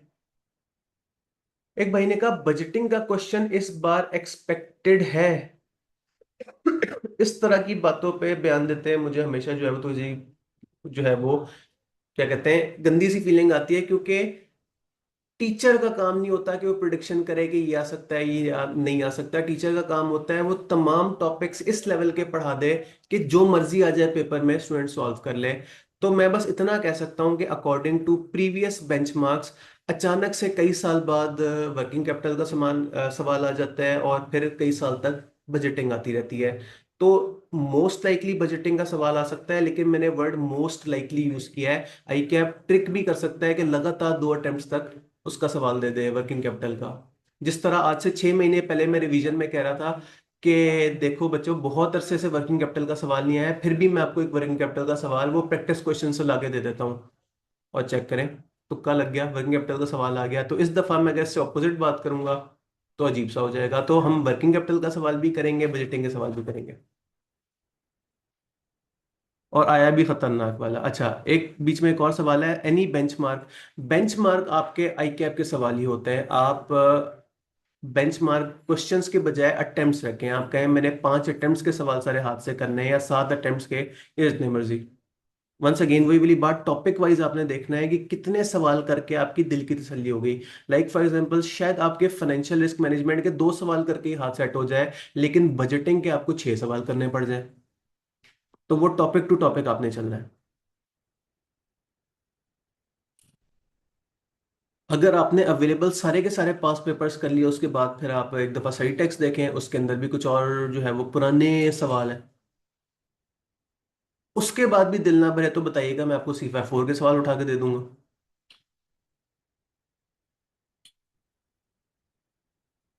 जिसकी जरूरत नहीं पड़ती। खैर, आई गेस आज के लिए सवाल पूरे हो गए हैं आप लोगों के। अब खामोशी छाई पड़ी है। आ, ठीक है। एक और कमेंट्स है, अब तो काफी हाथ बैठ गया है, जबरदस्त, बहुत अच्छी बात है। बस पेपर तक हाथ कायम रहना चाहिए, ये ना हो कि पेपर से हफ्ते पहले आप सारे भूला पड़े हो, अल्लाह ना करे, अल्लाह ना करे। जी, एनी अदर क्वेश्चन?